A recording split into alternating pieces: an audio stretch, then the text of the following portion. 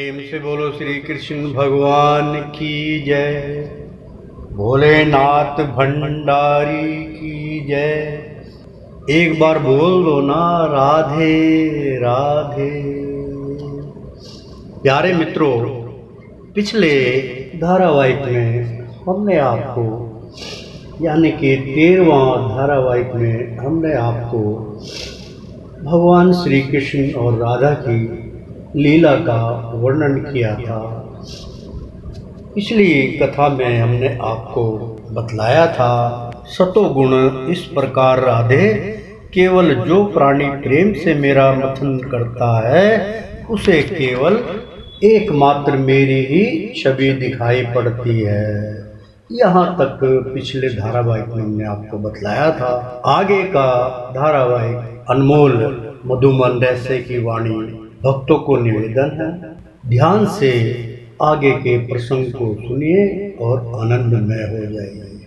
और उस कण कण में मेरा ही प्रकाश दिखाई देता है, इसलिए राधे तुम यत्न करो, फल देने वाला मैं हूँ।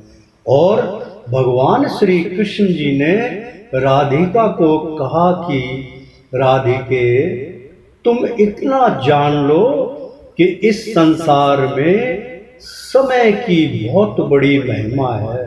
जो प्राणी समय का दुरुपयोग करता है वह भटक जाता है, और जो समय बीत गया वह फिर लौट कर वापस नहीं आता। इसलिए राधिके, आपके लिए समय ही सर्वश्रेष्ठ है। कितना अनंत भरा प्रसंग चल रहा है। भगवान राधा के माध्यम से आप सब लोगों को उपदेश दे रहे हैं, क्योंकि कोई भी उपदेश एकांत में ही दिया जाता है। इसलिए उन्होंने मधुबन जो था वो चुना था। वहां पर आसपास कोई मंडराने वाला नहीं था, कोई उनको डिस्टर्ब करने वाला नहीं था, परेशान करने वाला नहीं था। और भगवान अपने ध्यान योग के द्वारा आने वाले इस घोर कलयुग के लिए राधा के माध्यम से आप सभी भक्तों को प्रेरणा दे रहे हैं। अब हम इसका दुरुपयोग करें या सदुपयोग करें, दोनों के अंतर को आप भली बात ही जानते हैं। इसलिए इस धारावाहिक को बड़े प्रेम से सुनिए और धारण कीजिए। मैं एक बार फिर, क्योंकि बहुत अच्छा ये प्रसंग है, दोबारा मैं इसको रिपीट कर रहा हूँ, आप ध्यान से सुनिए। और उसे कण कण में, मतलब जो भगवान की भक्ति में विलीन हो जाता है, भगवान बोलते हैं कि उस व्यक्ति को मैं कण कण में मेरा ही प्रकाश दिखाई देता है। इसलिए राधे तुम यत्न करो, फल देने वाला मैं हूँ। और भगवान श्री कृष्ण जी ने राधिका को कहा कि राधिके, तुम इतना जान लो कि इस संसार में समय की बहुत बड़ी महिमा है। जो प्राणी समय का दुरुपयोग करता है वह भटक जाता है। बहुत अच्छा प्रसंग है कि जो प्राणी दुरुपयोग करता है, यानी कि समय की कदर नहीं करता है, जब उसको कोई खाली समय मिलता है, या समय का दुरुपयोग कैसे होता है, इसके लिए मैं थोड़ा सा आपको गाइड करना चाहता हूँ कि समय का दुरुपयोग कैसे होता है। जैसे कि किसी भी प्रकार दुख के कारण या दुख पहुंचाने वाले के कारण आपका मन, आपकी आत्मा सब क्रोधित हो जाते हैं, और क्रोधित होने के पश्चात आप बाकी बंदों को भी क्रोधित कर देते हैं, अपना गुस्सा किसी और पे उतार देते हैं, कई बार जानवरों पे उतार देते हैं।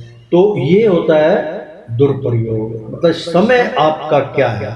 समय आपका बलवान नहीं, तो आप समय का दुरुपयोग ना करके समय को मनाने की कोशिश कीजिए। जब आपका खाली समय हो तो बजाय खाली दिमाग चलाने की, कई लोग खाली समय में बैठकर वीडियो खोल लेते हैं, गेम खोल लेते हैं, और अपना समय जो है कंप्यूटर में, और 24 घंटे में जब भी उनको समय मिलता है 2-4 घंटे टीवी के अंदर खराब करते हैं। बच्चे जो है मोबाइल लेके उसमें अपना वो गेम खेलते हैं, मतलब मिसगाइड होते हैं। उसी को कहते हैं कि समय का दुरुपयोग करना।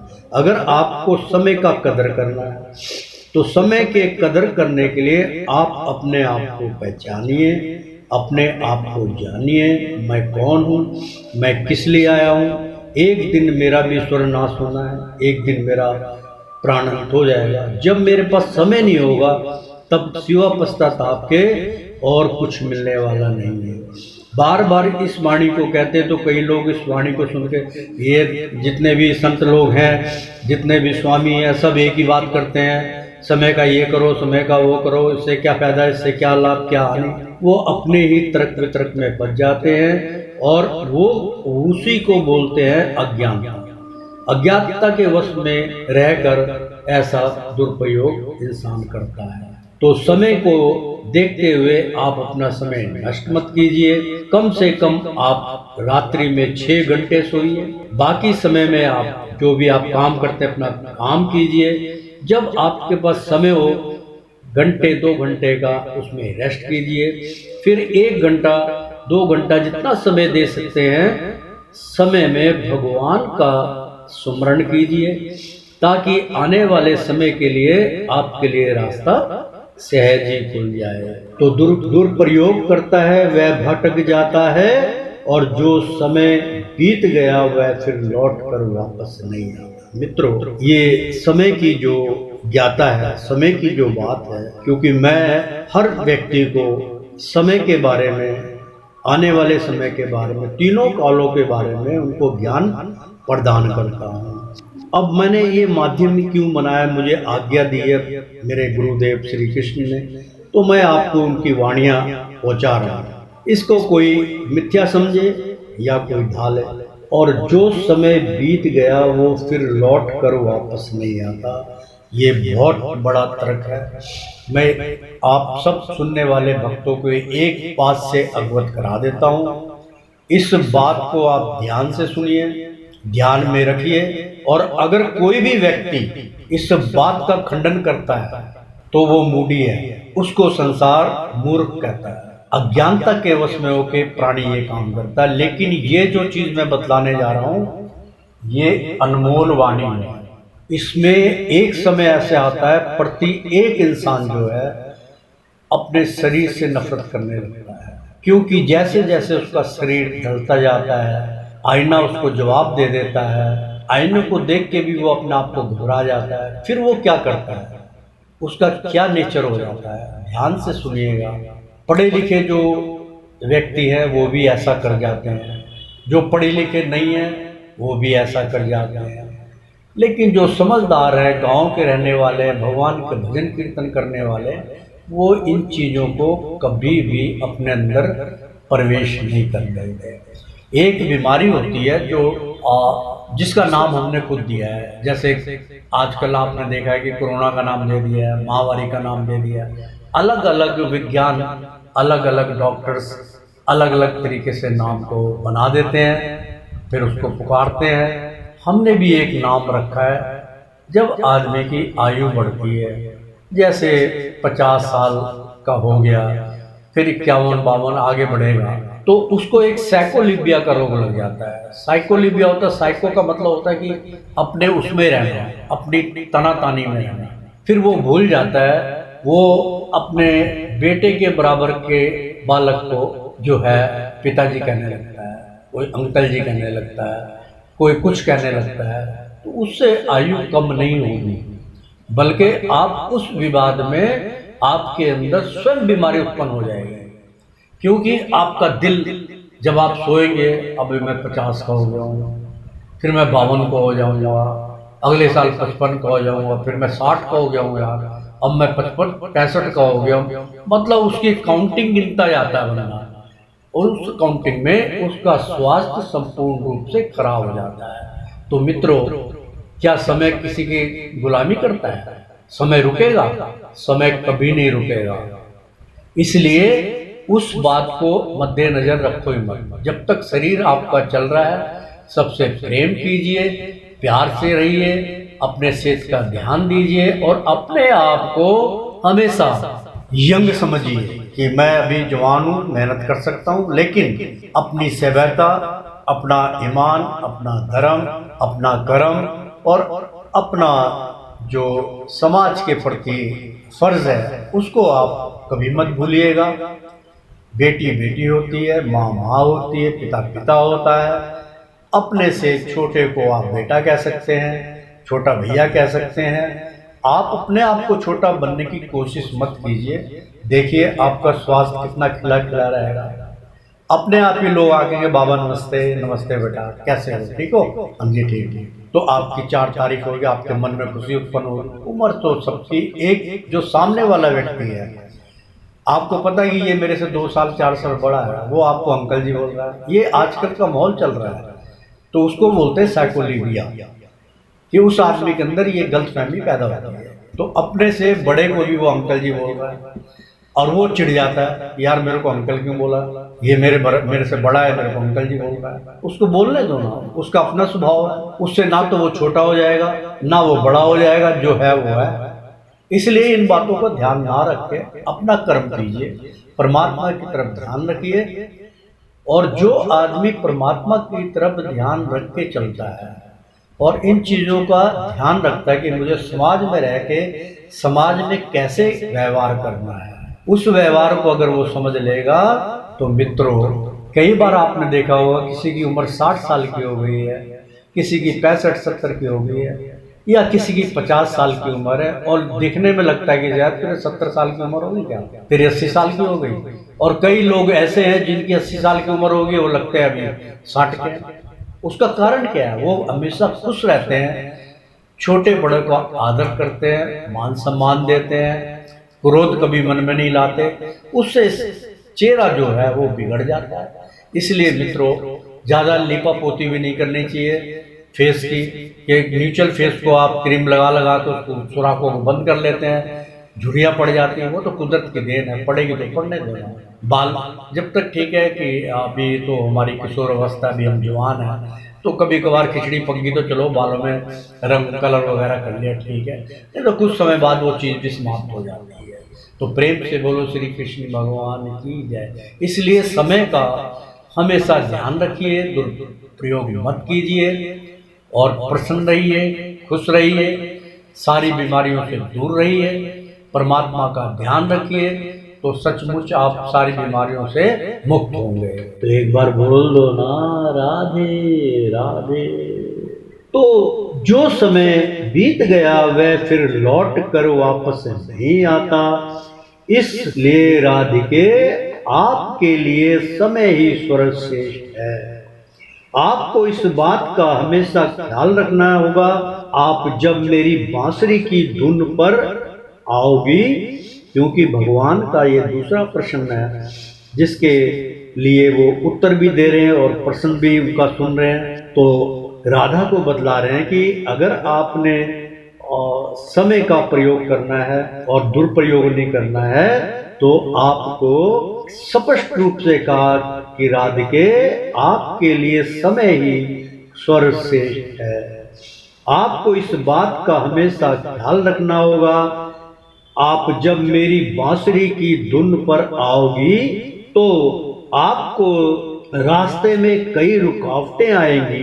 देखो कितना अच्छा प्रसंग है, कई रुकावटें आएंगी, इसलिए आप वह सारी रुकावटों की परवाह ना करते हुए और ना ही उसकी परवाह करना, और सभी रुकावटों को लांघ कर आपको मेरे पास तक पहुंचना होगा। देखो यहाँ कितना अच्छा भगवान ने आप भक्तों को मैसेज दिया है कि जब आप समय का सही प्रयोग करेंगे और मेरे से आप जुड़ने की कोशिश करेंगे, मेरे से प्रेम करेंगे, मेरे से ध्यान योग द्वारा मेरे को पाने की चेष्टा करेंगे, तो बीच में बहुत सी बाधाएं आती हैं। आप क्या समझते हैं? आपके अंदर भी कई बाधाएं हैं, कई गुण ऐसे हैं। अब मान लीजिए भगवान श्री कृष्ण ने भागवत गीता में स्पष्ट कहा है कि इंसान के अंदर 3 गुण संपूर्ण रूप से विराजमान रहते हैं, रजोगुण, तमोगुण और सतोगुण। सतोगुणों की वार्ता चल रही है। तमोगुण जिसमें तामसी गुण होते हैं, खाने पीने में। अब कई बार मैं अपना पूजा पाठ करता होता हूँ, ध्यान आता है कि यार यार ये आज चटनी बना लो। ऐसे मतलब ये भगवान के रास्ते में बिगड़ देने वाली चीजें होती हैं। बीच में स्वाद आ गया, तमोगुण की प्राप्ति हो गई कि यार आज वहाँ जाना है, फटाफट पूजा कर लूँ और निकल लूँ, समझे। रजोगुण की प्राप्ति, मुझे किला बनाना है, ताजमहल बनाना है, बनाओ। सतोगुण को भूल जाओ। जो आदमी का जो चित्त है, आदमी का जो मन है, वो हमेशा तीनों गुणों में बंधा रहता है। तीनों गुणों के कारण वो सब कुछ भूल कर भगवान को भी भूल जाता है और पैसा कमाने, क्योंकि वो हमेशा आपको नाशवान वस्तु की तरफ ले जाएगा। सतोगुण जो है वो सत्य की तरफ ले जाएगा। वो हमेशा सत्गुणी जब प्राप्ति होती है तो आज तो मैं भजन कीर्तन करूंगा, आज भगवान ने मुझे 10,000 रुपये दिए, आज इधर से पेमेंट मिल गई, इधर से यार 10, आज मैं बड़ा खुश हूँ, घर में ले जाऊंगा, खाना पीना लो, मिठाई खाओ, फल फ्रूट खाओ, जो खाना है, मीट मछली खाओ, मतलब अलग अलग तरह के अपने वो व्यंजन तैयार करवाएगा और भगवान से भी जुड़ेगा। क्योंकि उसके बाद उसको जब उसकी पूर्ति हो जाएगी तो उसके अंदर सतोगुण की उत्पत्ति हो जाएगी और वो भजन कीर्तन करेगा।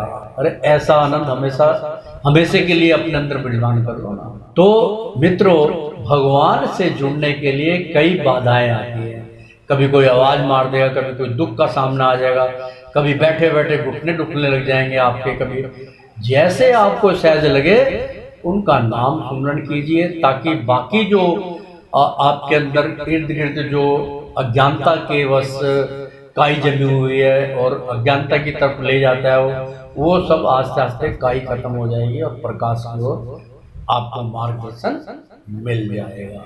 तो इसीलिए भगवान ने राधा को स्पष्ट रूप से कहा कि राधे, क्योंकि मैं दोबारा इसलिए रिपीट कर जाता हूँ कि मैं बीच में तर्क देता हूँ, आप भूल जाएंगे कि कहाँ से शुरुआत हुई थी, इसलिए मैं दोबारा रिपीट करके फिर आगे कथा वर्णन करता हूँ। आप जब मेरी बांसुरी की धुन पर आओगी तो आपको रास्ते में कई रुकावटें आएंगी, इसलिए आप वह सारी रुकावटें की परवाह ना करना और सभी रुकावटों को लांघ कर आपको मेरे पास तक पहुंचना होगा।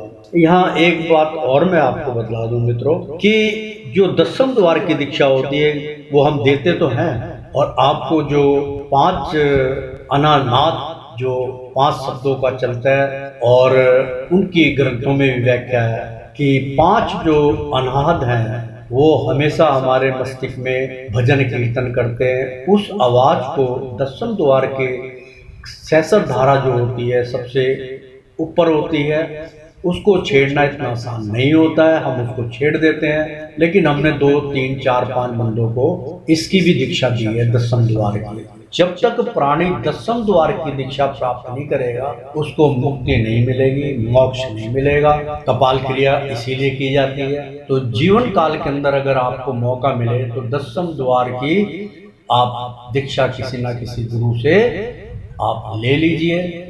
और हमने तो उनको प्रत्यक्ष, जब उनको नाद सुनाई देने लगे, जो पंचम नाद हैं वो सुनाई देने लगे, पंचम नाद में कौन कौन से नाद हैं और कौन कौन से वर्ण हैं और कौन कौन से उसके अंदर वाणियाँ निकलती हैं, इसका भी संयोग बहुत जरूरी है। तो हमने कईयों को दीक्षा दी, फिर उन्होंने ध्यान लगाया तो वो कभी दाएं से कभी बाएं से चारों तरफ से वो आवाज़ें आने शुरू हो गई।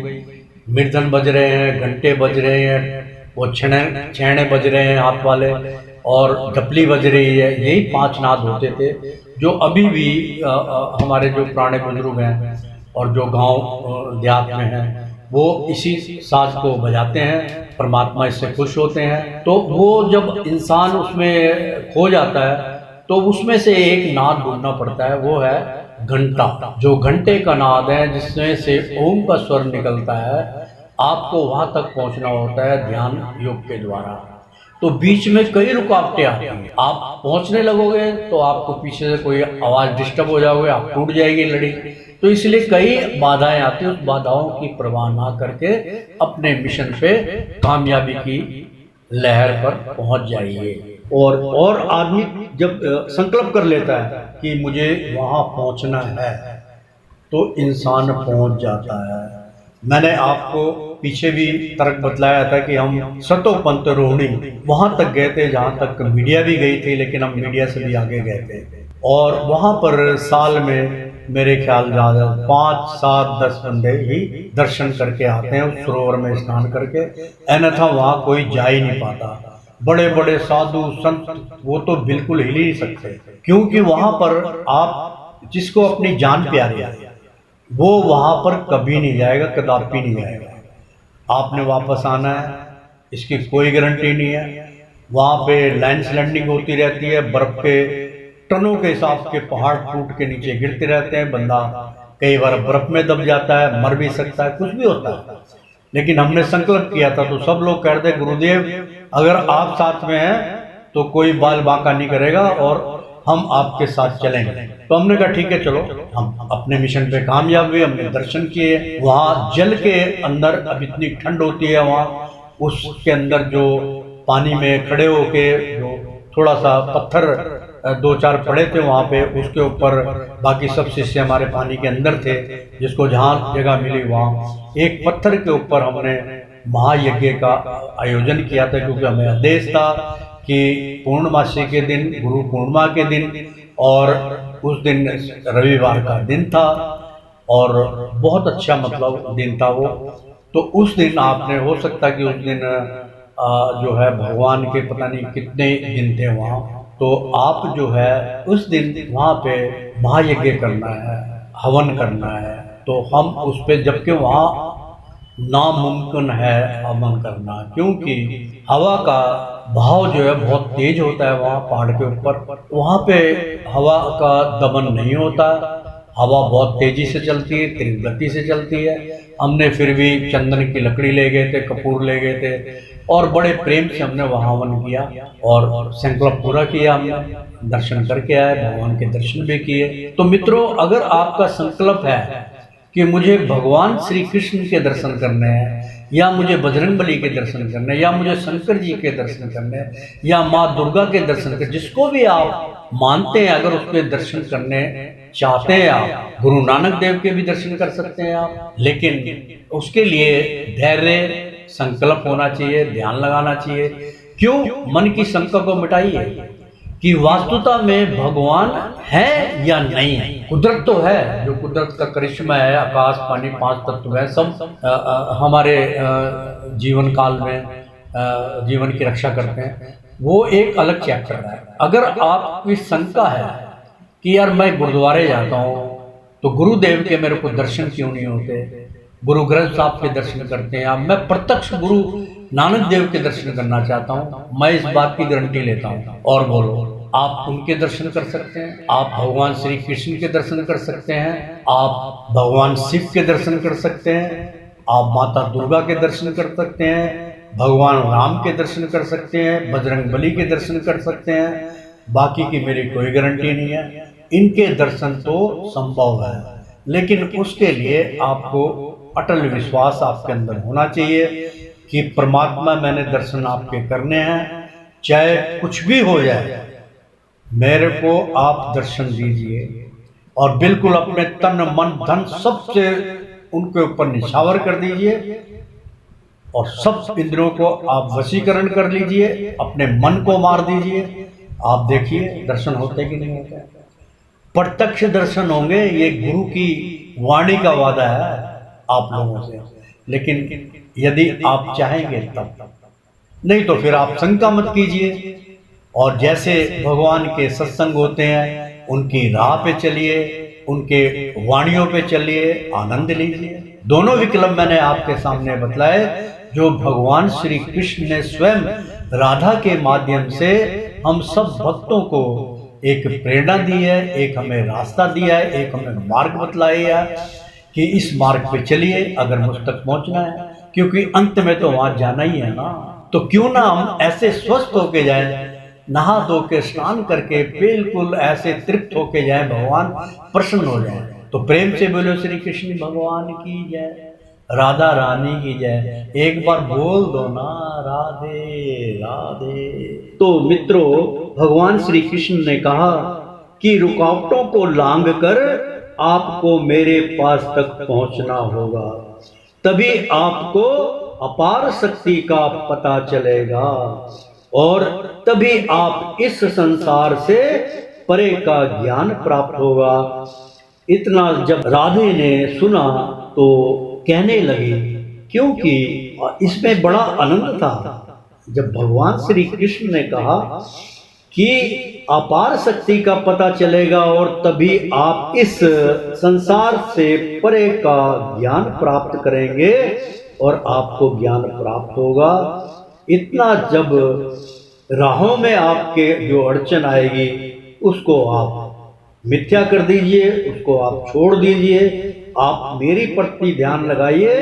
जब राधे ने सुना तो कहने लगी कि कन्हैया तुम भी बड़े भोले हो। कन्हैया बोले, वो कैसे राधे? राधे ने कहा कि प्रभु आप ही प्रश्न हो और आप ही उत्तर हो, इसलिए तो आपने सभी विधान के बारे में बतला दिया है, तो भला मेरे रास्ते में फिर कैसी रुकावट आएगी? ये असंभव है।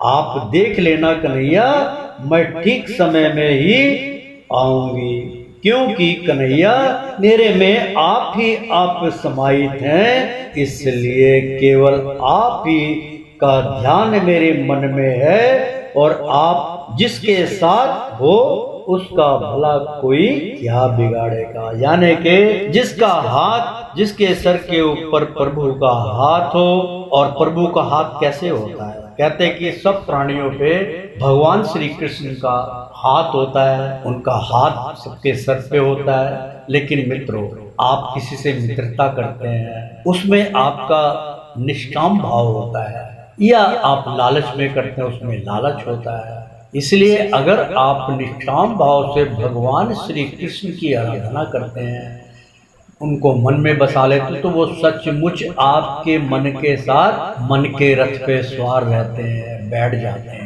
उस प्राणी का कोई भी बाल बाका इस संसार में नहीं कर सकता। ये बात मिथ्या नहीं है, यही तर्क भगवान श्री कृष्ण समझा रहे हैं। और भगवान श्री कृष्ण को राधे कह रही कि इतनी अनमोल वाणी, आप बड़े भोले हो जो बड़ी सरलता से ऐसे उपाय बतला रहे हो।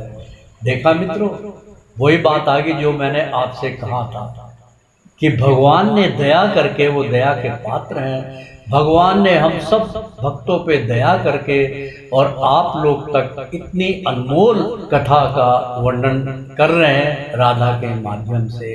और फिर सबसे बड़ी बात ये होती है कि हम इस ग्रंथ में किसी की नकल नहीं कर रहे हैं, हम किसी ग्रंथ का उच्चारण नहीं कर रहे हैं। यदि हम किसी ग्रंथ का उच्चारण करें, जैसे भागवत गीता है, शिव पुराण है, रामायण है, कोई भी अगर मतलब हम उसके ऊपर, ग्रंथ के ऊपर वो करेंगे, तो हम उसका नाम लेंगे कि भागवत कथा हम करने जा रहे हैं, रामायण करने जा रहे हैं। तो मेरे मित्रों, सब है तो भगवान से जुड़े हुए, लेकिन ये तो जो हमें कथा प्राप्त होती है, मैंने उसका आपको पहले भी बताया था कि ये मुझे ध्यान योग के द्वारा हिमाचल में जाना पड़ता है और मेरे को ठंड लग जाती है, तो उसी टाइम मेरे को कभी जुकाम लग जाएगा, कभी खांसी हो जाएगी, कभी कुछ हो जाएगा, ऐसा मेरे साथ होता है।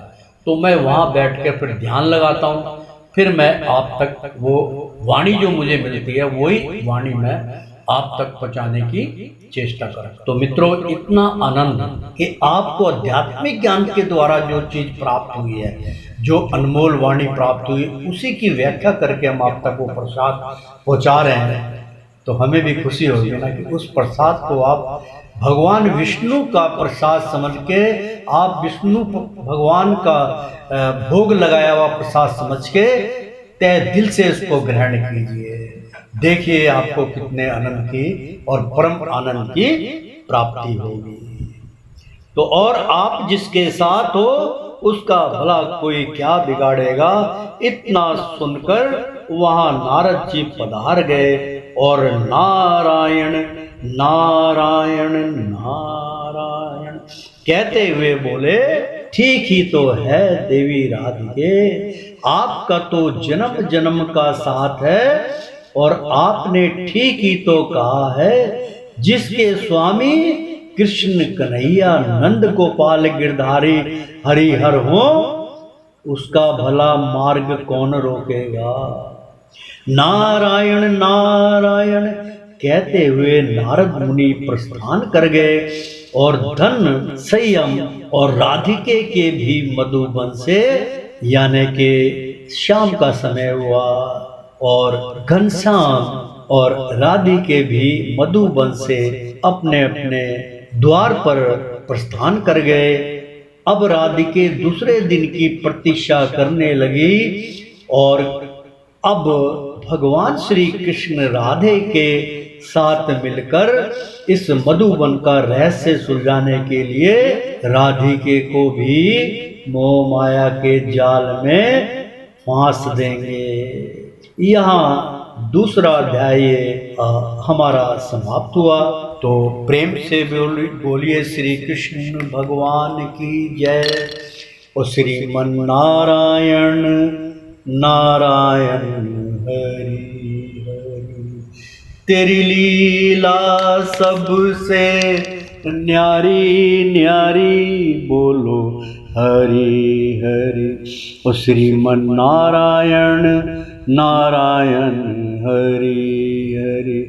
प्यारे मित्रों, भक्तों, एक बात मैं आपको बतलाना चाहता हूँ, कृपया आप ध्यान से सुनिए। हमारे जब हम इस धारावाहिक को सत्संग करते हैं और आपको सुनाते हैं, तो मैंने पहले भी कहा था कि हजारों लाखों आदमी की, सैकड़ों आदमी की भीड़ होती है और उनके अलावा सूक्ष्म आत्माएं चारों तरफ से इस प्रसंग को सुनती हैं और ध्यान देती हैं।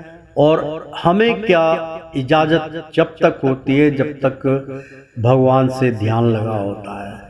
फिर अचानक महाराज लुप्त हो जाते हैं, राधा लुप्त हो जाती हैं, तो फिर हमें इसको रोकना पड़ता है। नहीं तो जब तक ध्यान लगता है, क्योंकि हमने उनसे इजाज़त ली है, हम अपने मुख से इसको बंद नहीं कर सकते हैं। भगवान जब तक आपको सत्संग सुनाते हैं, जब तक ही हम इसको आप तक पहुंचाते हैं। फिर अनायास एकदम रुकावट आ जाती है। नारायण की जय हो। क्योंकि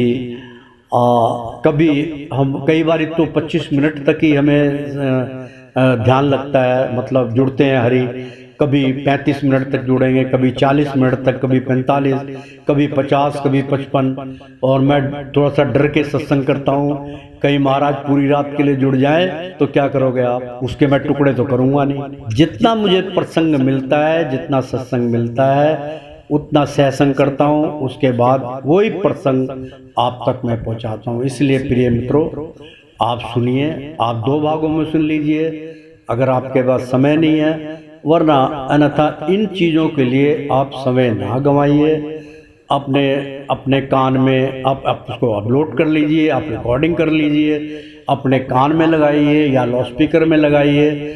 मैं तो ये कहता हूँ कि अगर आपने कोई पुण्य कमाना है तो आप अपने मोहल्ले में, अपने जो है आपके जो 10, 12, 20 आसपास के घर हैं, वहाँ पे एक छोटा सा माइक लगा दीजिए। कहने का मतलब है कि एक लाउड स्पीकर छोटा सा लगा दीजिए।